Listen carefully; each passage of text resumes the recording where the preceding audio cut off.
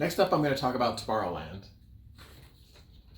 Tomorrowland takes up the whole east side of Disneyland, and if you get there from Main Street, which you will, you just head east, and that opens up to Tomorrowland, which is basically this white and these blue buildings here. But it also includes this Blue Lagoon and Autopia, which is this set of roadways here, and the monorail, which includes that. That's Tomorrowland.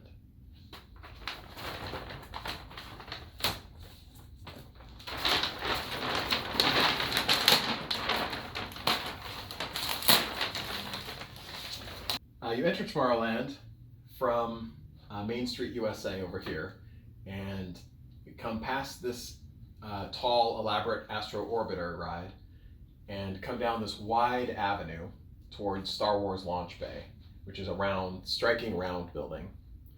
And you'll also be able to see Space Mountain from 100 miles away, which is another striking round building with a spiky top. And you'll spend a lot of time on this avenue during your day at Disneyland. So once again, over here is Main Street USA. And the only exit here is to Fantasyland up here. And the Matterhorn is in Fantasyland. But this is all Tomorrowland. Tomorrowland's got its share of great rides. It has a thrilling roller coaster in Space Mountain, probably the best ride in the whole park. And it has another thrilling ride called Star Tours, which is a super fun ride, worth waiting in line for. And then it's got Buzz Lightyear Astro Blasters, which is a dark ride combined with a shooting gallery. It's also got an incredible ride, the submarine ride, which is called Finding Nemo Submarine Voyage, where you actually walk down into a submarine and it shows you an undersea view. That's a wild ride to have at an amusement park. And then they've got Autopia here, which is a classic ride that allows kids and adults to drive little cars around this complex freeway. The monorail is a ride which is basically a train that's elevated on a single track about 20 feet above the ground, and it does a little tour around Disneyland and Tomorrowland, and it also goes out of the park and stops at Downtown Disney and the Disneyland Hotel. That's monorail. And then next you've got this little circular ride called Astro Orbiter, where you ride in a little rocket up and down and around and around. And then you've got here on the extreme east coast, the Disneyland Railroad. One of 4 stations in the Disneyland Railroad is there. That's the Tomorrowland station, which leads to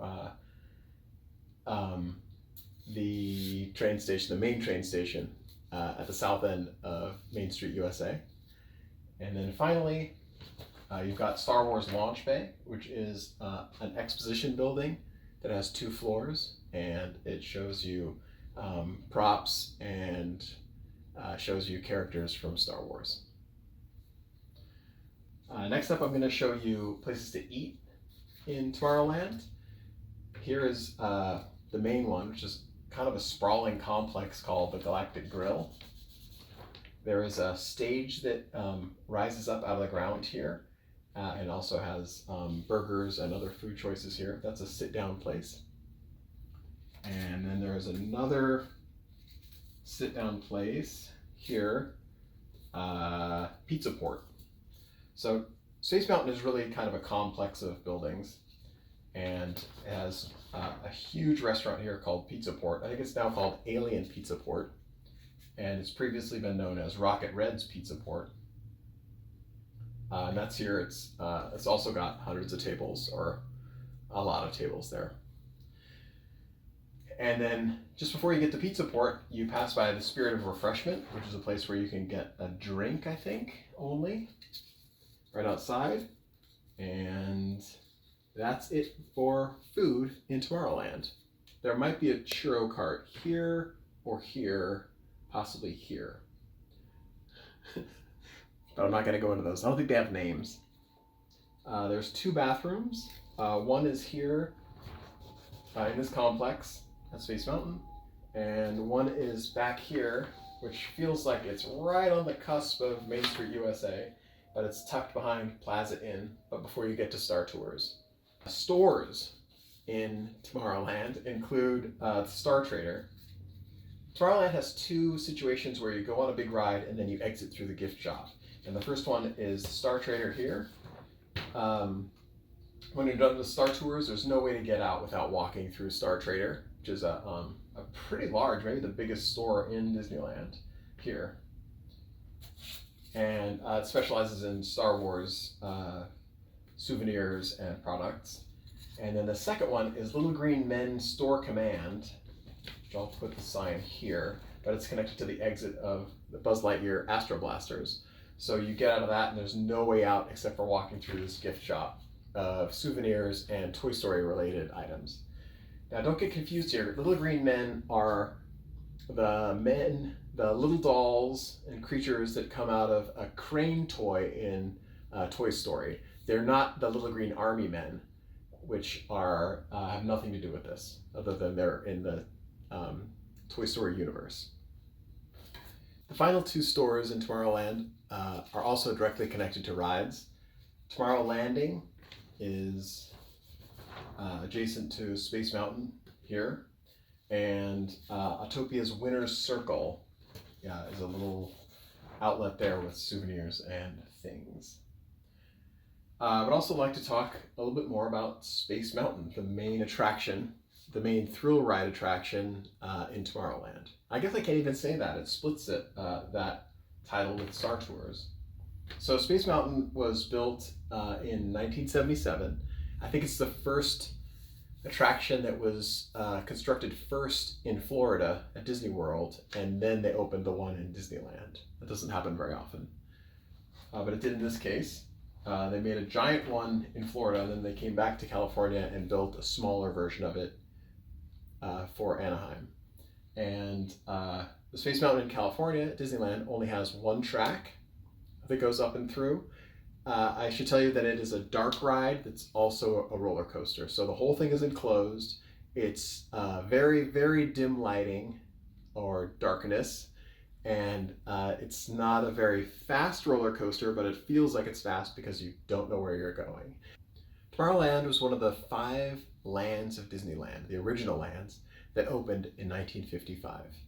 And it's always been here on the east side of the park.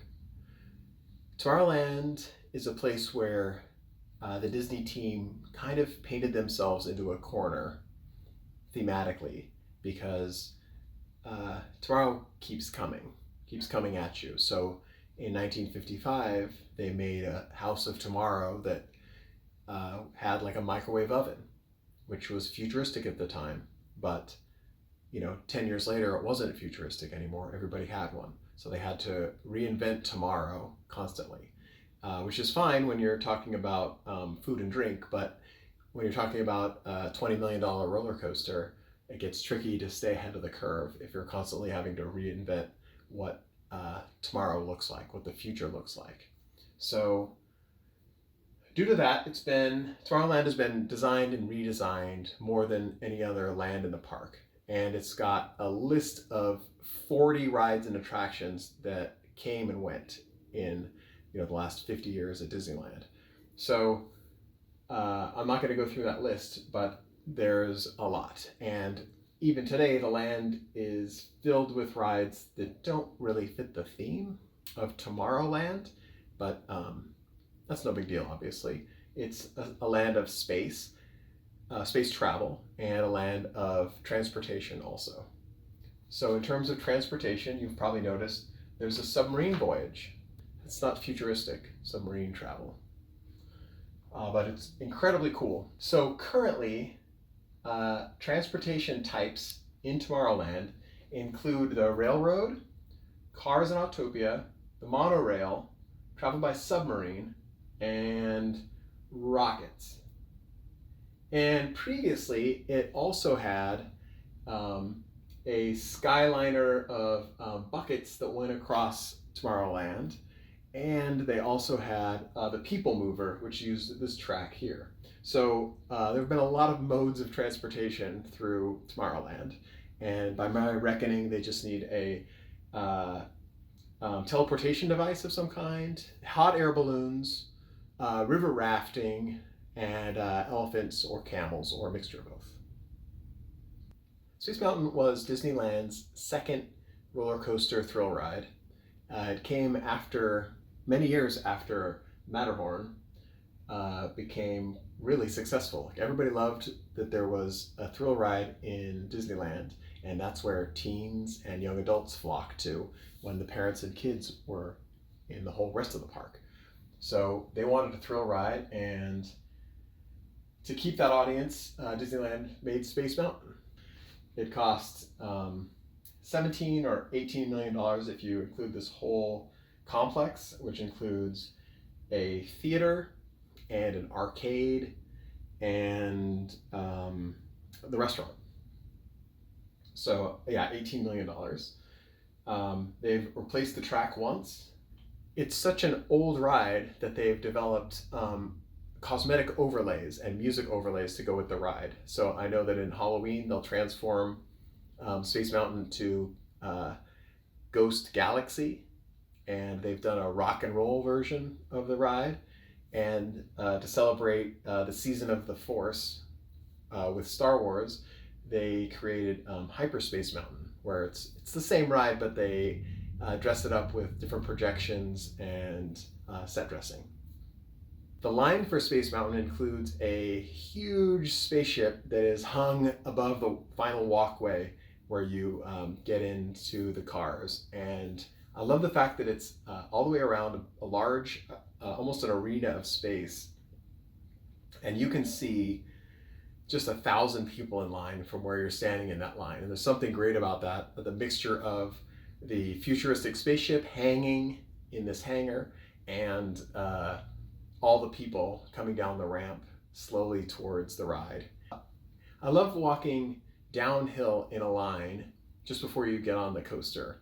Something really great about that. Think about how annoying it would be to have your final steps into a roller coaster be, 100 feet up a staircase to get on a roller coaster. It would be kind of a bummer. But they didn't do that here. They did the opposite, and it really works. It's such a great ride in a line. Surprisingly, Space Mountain only gets up to 32 miles per hour, and it achieves the thrilling feel of speed by keeping you in the dark and keeping you guessing about what's coming next. And I've also heard a rumor or a theory that they blow air at your face with fans to make it seem like you're going faster, which seems like it would work, but I don't think that's actually happening. The ride has a minimum height requirement, which is 40 inches, and I think that's it. Another top thrill ride in Tomorrowland is Star Tours. Star Tours is Disneyland's first partnership with the Star Wars universe, with George Lucas and his Star Wars universe, to create a ride in Star Wars. So the story of the ride is that you're in a shuttlecraft in the Star Wars universe, and it's piloted by R2-D2 and C-3PO, and they take you on a ride where things go south and you're attacked and put into danger, and then you escape. And the ride is it's inside of a shuttlecraft, and so you're inside looking at a screen. Everybody's looking at the same screen, and the whole room tilts back and forth and forwards and backwards. It has a series of hydraulics underneath it that allow that to happen. When it tilts forward, you feel like you're braking hard, and when it tilts back, you feel like you're accelerating. And then they can also, because they have everyone's looking at the same screen, they can trick you into thinking that you're moving and that you are plummeting through space. So it's a great ride, and having that system set up meant that they could easily program a different ride each time. The ride has a variety of different stories. And the way that they did that is they programmed 4 different openings and 5 different primary destinations. They filmed 7 different hologram messages that come in the middle of the ride and 5 separate endings. So you can get any one of those combination of those 4 acts, and which is a grand total of, I think, 96 different versions of the ride that you can experience. So it's a little different every time, which is really good because they don't have to change the track every time, they just change the programming. It's the same ride. I love the line for Star Tours also. The line for Star Tours, once you get inside the building, you walk in a loop around a giant shuttlecraft before turning the corner and getting closer to the ride, which is the same visual effect that they have in Space Mountain, where you are in a line all the way around a spaceship before you get on the ride.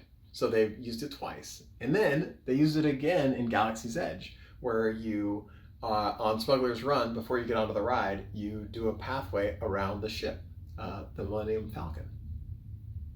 The Buzz Lightyear ride is a nice combination of a dark ride and a shooting gallery. It uses the same, or a version of the Omni Mover, which is the vehicle that they have in Haunted Mansion. And they've attached a couple of laser guns to it, so you can shoot targets the whole time you're riding through the ride. And the Omnimover car, instead of the ride itself being programmed to face you in certain directions as the ride progresses, you're in control with a joystick, so you can move it around and drive the cart a little bit while you're shooting. One last thing, Tomorrowland is the only land in Disneyland that has a movie named after it, Tomorrowland. That's it for my summary, or here's my summary, that's it for my presentation.